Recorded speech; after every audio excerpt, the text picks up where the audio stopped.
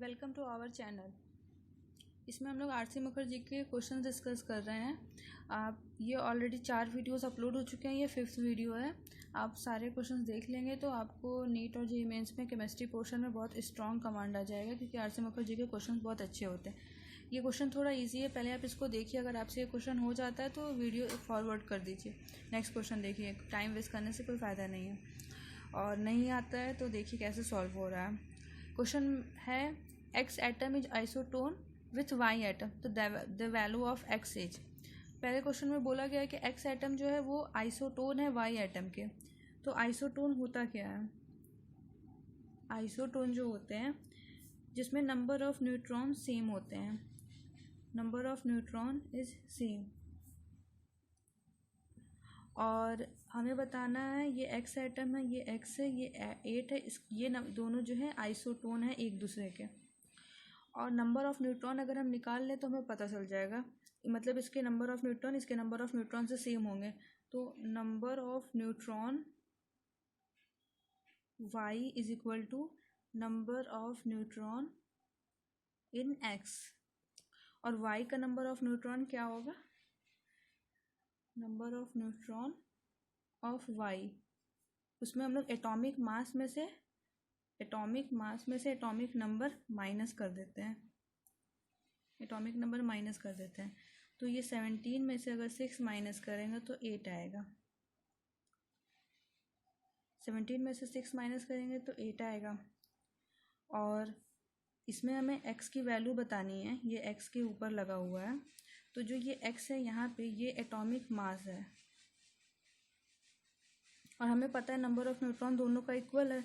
तो atomic mass जो होता है वो number of neutron plus number of proton के इक्वल होता है।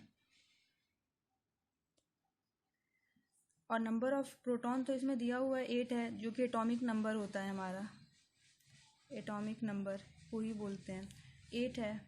और नंबर ऑफ़ न्यूट्रॉन भी 8 है, क्योंकि क्वेश्चन में बोला गया x और y एक दूसरे के आइसोटोन है, और मतलब दोनों के नंबर ऑफ़ न्यूट्रॉन इक्वल हैं। और नंबर ऑफ़ न्यूट्रॉन दोनों के इक्वल है तो y का जितना नंबर ऑफ़ न्यूट्रॉन होगा उतना ही नंबर ऑफ़ न्यूट्रॉन x का भी होगा। तो x का नंबर ऑफ़ न्यूट्रॉन 8 हुआ, तो 8 लिख देंगे। और एटॉमिक मास जो होता है number of neutron plus atomic number जो कि नंबर ऑफ़ प्रोटॉन के इक्वल होता है, तो दोनों को सम करेंगे तो 16 आएगा हमारा। तो 16 is the right answer. Screenshot ले लीजिए क्वेश्चंस का। नेक्स्ट क्वेश्चन देखते हैं। ये क्वेश्चन भी बहुत ईजी है, पहले खुद से करने की कोशिश करिए। The ratio of the radii of the first 3 Bohr orbitals is. हमें रेडियस का रेशियो बताना है पहले 3 बोर ऑर्बिट का। तो हम लोग को पहले रेडियस का फॉर्मूला क्या होता है बोर का, एक जनरल फॉर्मूला जो होता है r is equal to r naught होता है, और ऊपर जो होता है n स्क्वायर होता है। ये फॉर्मूला होता है हमारा। r नॉट जो होता है वो कांस्टेंट होता है, और जो n होता है वो नंबर ऑफ सेल होता है। तो हमें 3 कॉन्जिक्यूटिव बताना है, तो हम लोग 3 कॉन्जिक्यूटिव नंबर ले लेंगे। n ले लेंगे एक बार 1, और n2 ले लेंगे 2, n3 ले लेंगे 3, और हम लोग वैल्यू पुट कर देंगे r1 r नॉट 1 का स्क्वायर, r2 r नॉट 2 का स्क्वायर, r3 r नॉट 3 का स्क्वायर। और जब तीनों को खोलेंगे और तीनों को डिवाइड करेंगे तो 1:2 4:9। तो इसको इस तरह लिखा जा सकता है 1:4:9। ये बहुत सिंपल क्वेश्चन था। C is the right answer. इस क्वेश्चन का भी आप चाहे तो स्क्रीनशॉट ले सकते हैं as you wish. Next question देखते हैं। क्वेश्चन इस फॉर्मूला पे होगा। If the shortest lambda of hydrogen atom in Lyman series is x, the longest lambda in Balmer series of helium is. हमें ये बताना है, ये फॉर्मूला होता है, ये ऊपर जेड स्क्वायर भी लगा होता है, Z is the atomic number जो होता है। तो पहले क्वेश्चन में बोला गया है कि जो शॉर्टेस्ट वेवलेंथ है, सबसे छोटी वेवलेंथ हाइड्रोजन एटम की, वो x है। तो लैम्डा की वैल्यू हम लोग x रख देंगे और r लिखेंगे, और 1/n1 square minus 1/n2 square. और जेड की वैल्यू 1 होती है हाइड्रोजन के लिए, तो 1 का स्क्वायर। तो शॉर्टेस्ट के लिए, फॉर शॉर्टेस्ट वेवलेंथ के लिए हमेशा ही n2 जो होता है वो इनफाइनाइट लेते हैं, और n1 जो होता है वो जिस पे रहती है, जैसे कि लाइमन जो होता है ये याद करना होता है, लाइमन के लिए n इज इक्वल टू 1 होता है, उसके आगे सारी होती है, 1 से स्टार्ट होता है 3 4, और बामन के लिए n इज इक्वल टू 2 से स्टार्ट होता है 2 3 4 5, पास्चन के लिए n इज इक्वल टू 3 से स्टार्ट होता है, ऐसे होगा, ब्रैकेट होता है, फिर पीफंड होता है। तो इसमें जो है बोला गया है लाइमन सीरीज के लिए जो x होता है वो सबसे शॉर्टेस्ट है, तो शॉर्टेस्ट के लिए हमेशा हम लोग n2 0 इनफाइनाइट डालेंगे, और n1 जो होगा जो सीरीज होगा उसकी वैल्यू लिखेंगे। यहाँ पे लाइमन बोला गया है तो इसमें हम लोग n1 इज इक्वल टू 1 लिखेंगे फॉर लाइमन, और फिर वैल्यू पुट कर देंगे। तो 1/x is equal to r, 1/1 का स्क्वायर माइनस यहाँ 0 हो जाएगा, 1/इनफाइनाइट इज इक्वल टू 0 होता है, और 1 का स्क्वायर 1 होता है। तो यहाँ से हमें r की वैल्यू मिल गई 1/x। उसके बाद जो दूसरा लाइन बोला गया है, the longest lambda in Balmer series of helium ion is, तो फिर यही वाला फॉर्मूला यूज़ करेंगे। इसमें हमें लैम्डा बताना है और r की वैल्यू हम निकाल चुके हैं, r is equal to 1/x। यहाँ r की वैल्यू हम लोग इसलिए फाइंड आउट किए हैं क्योंकि r के टर्म में ना देकर x के टर्म में यहाँ दिया है, तो r की वैल्यू 1/x है, हम यहाँ पे लिख देंगे 1/x, और फॉर्मूला में फिर 1/n1 स्क्वायर 1/n2 स्क्वायर है, तो ये अभी ऐसे ही लिखते हैं 1/n1 square minus 1/n2 square.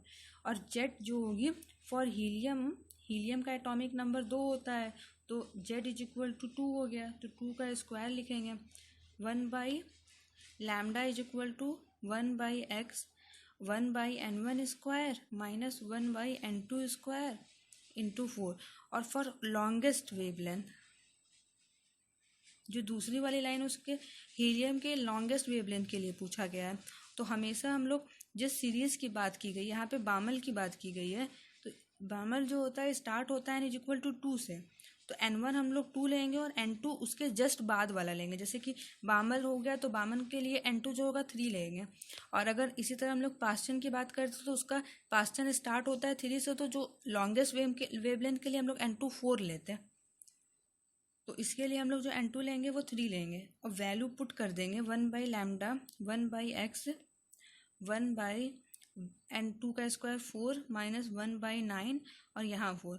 तो जब इसको सॉल्व करेंगे 1/लैम्डा 1/x यहाँ पे जाएगा तो आएगा 5/36 इंटू 4, तो हमारी जो वैल्यू आएगी lambda is equal to 9/x/5, ये हमारी वैल्यू आएगी और आंसर इससे हमारा डी हो जाएगा।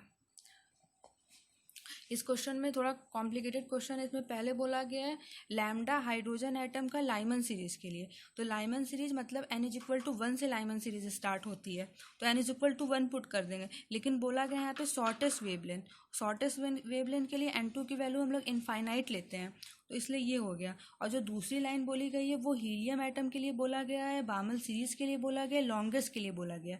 एक एक लाइन इसमें इंपॉर्टेंट है, वर्ड इंपॉर्टेंट है, लॉन्गेस्ट वेवलेंथ के लिए और बामल सीरीज के लिए, हीलियम एटम के लिए। तो हीलियम एटम के लिए Z2 वैल्यू हो गई हमारी, और जो N1 होता है वो तो जिससे स्टार्ट होती है सीरीज वो रखते हैं, तो बामल जो होता है वो हमेशा N2 के लिए N2 से स्टार्ट होता है, तो N1 हम लोग 2 रख दिए।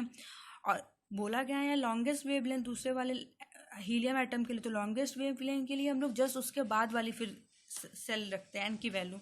तो बामर बोला गया तो बामर में स्टार्ट होती है 2 से, उसके बाद के जस्ट आती है 3, तो n2 हम लोग यहाँ 3 रख दिए, उसके बाद हम लोग सॉल्व कर लिए। बस इसमें एक एक लाइन इंपॉर्टेंट है, छोटा सा क्वेश्चन देखने में, लेकिन एक एक लाइन इंपॉर्टेंट है। लाइमन हाइड्रोजन एटम के लिए बोला गया, शॉर्टेस्ट बोला गया, तीनों ही टर्म इंपॉर्टेंट है। और इसी तरह दूसरे लाइन में हीलियम के लिए बोला गया है, बामल सीरीज के लिए लॉन्गेस्ट वेवलेंथ, लॉन्गेस्ट के लिए हम लोग n2 जो रखते हैं वो उसके जस्ट बाद वाली रखते हैं, और n1 जो होती है जो सीरीज होती है उसके लिए रखते हैं, और शॉर्टेस्ट में हम लोग जो n रखते हैं n2 वो इनफाइनाइट रखते हैं।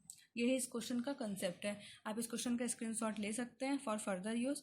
If you like this video please subscribe my channel for more such videos, and thanks for watching this video. Please subscribe my channel.